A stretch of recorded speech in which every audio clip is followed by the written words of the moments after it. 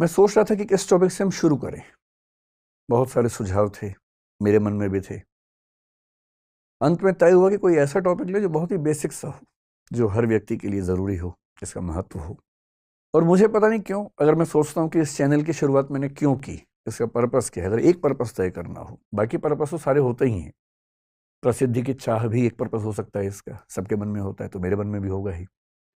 लेकिन अगर मैं सोचूं कि इसका दरअसल एक ईमानदार पर्पस क्या है इस चैनल का, तो मुझे लगता है कि मैं अपने कंट्रीब्यूशन के तौर पर यह चाहता हूं कि हमारा समाज सोचने विचारने की प्रक्रिया में बेहतर समाज बने। हम एक सेंटिमेंटल समाज के रूप में ना हो, हम एक इंटेलेक्चुअल समाज भी तो हो। सामाजिक चर्चाओं में, विमर्शों में थोड़ी गहराई हो, चिंतन बेहतर हो। हम अफवाहों से क्यों बहें।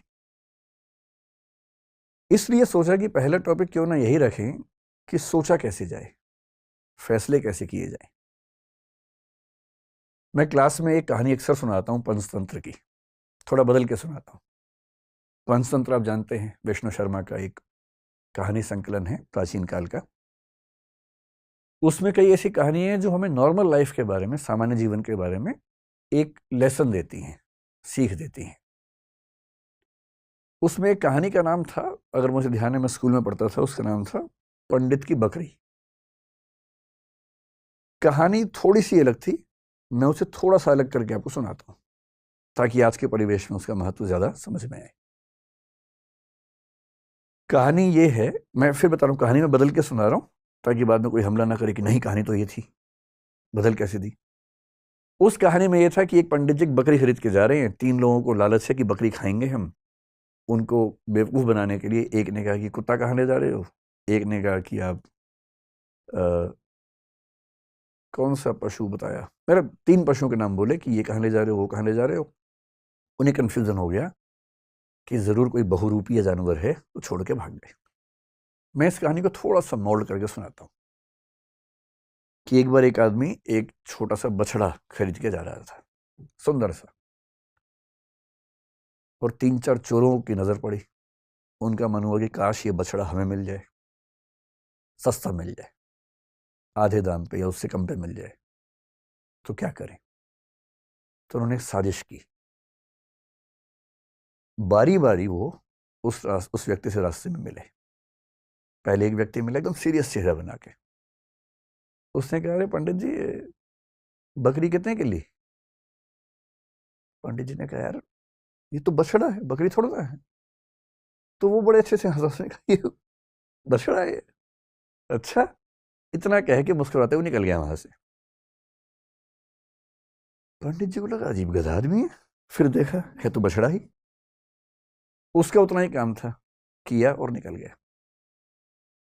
अब वो आगे चल रहे हैं, करीब 100-200 मीटर के बाद एक दूसरा आदमी अलग जगह से आया।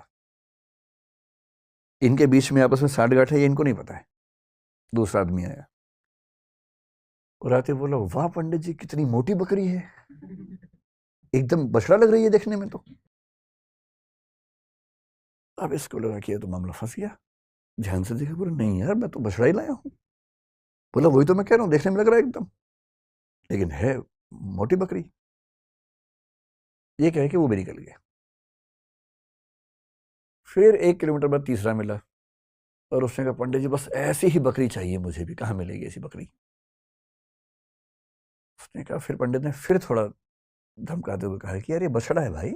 लेकिन अब वो दबाव कम बना रहा था, वो खुद दबाव में था। तो वो भी ठहाका मार के ऐसा बोला, बछड़ा ऐसा होता है, अच्छा, ये करके चला गया। और फिर चौथा आदमी जो असली था उनका मास्टरमाइंड, चीफ कॉन्स्पिरेटर, फिर वो आया पैसे गिनते हुए। उसने कहा, अरे अरे अरे, ऐसा ही बकरा चाहिए, ऐसी बकरी चाहिए, कितने की मिलेगी, कितने की मिलेगी। तो पंडित जी को लगा मुझसे बहुत बड़ी गलती हो गई है, मैं तो बकरी खरीद के ले आया बछड़े के नाम पे या बछिया के नाम पे। फिर लगा घर जाऊंगा, घर पे पिटूंगा, इससे अच्छा नुकसान कम कर लेता हूं। तो एज्यूम कीजिए कि उस जमाने में 100 रुपए के आसपास का लिया था, तो उन्होंने बताया कि मैंने 100 का लिया है। प्लस 100 का, बकरी तो 20 रुपए की आ जाती है। लेकिन ये इतनी तंदुरुस्त है, अगर आप चाहें तो मैं इसके बदले आपको 40 रुपए दे सकता हूं। और पंडित जी को लगा कि यार चलो 60 का नुकसान सही, कम से कम 80 का तो नहीं होगा, और 40 का उसको दिया और खुश होकर घर लौटे कि बच गया आज तो।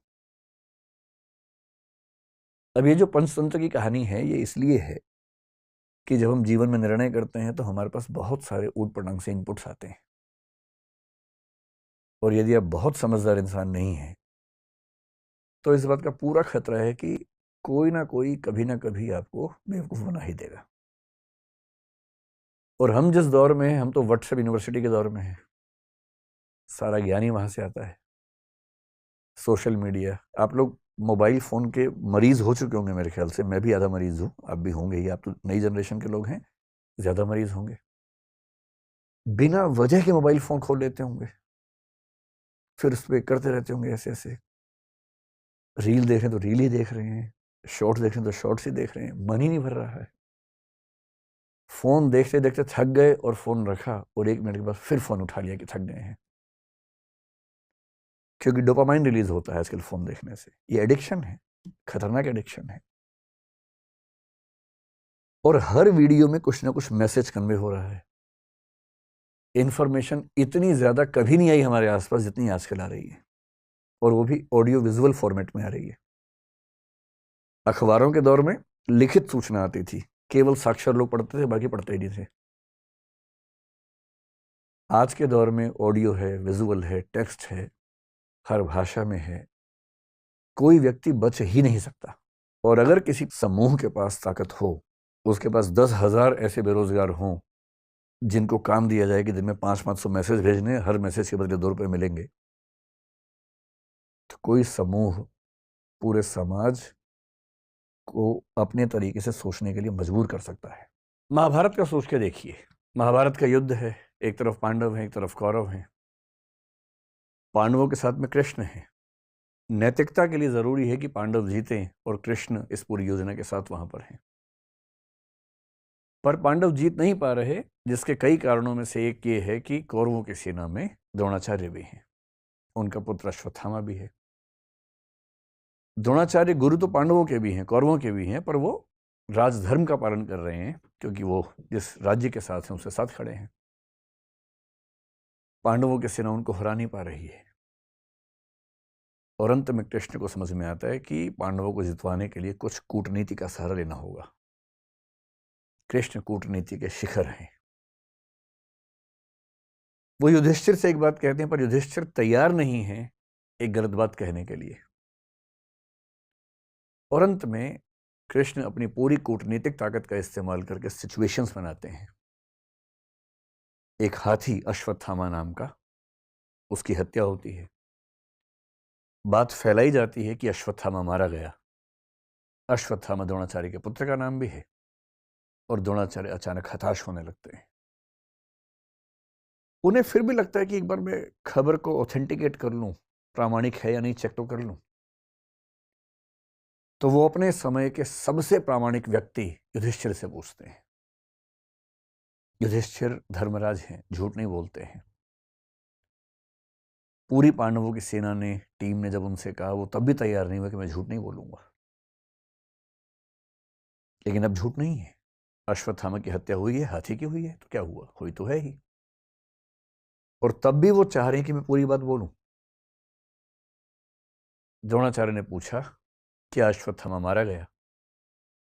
युधिष्ठिर कह रहे हैं, अश्वत्थामा हतो नरो वा कुंजरो वा। अश्वत्थामा मारा गया, आदमी था या हाथी था। लेकिन जैसे ही नरो वा कुंजरो वा कह रहे हैं, ठीक उसी क्षण में बहुत तेज शंख बजता है कृष्ण का, और उस शंख की आवाज में द्रोणाचार्य सुन नहीं पाते पूरी बात।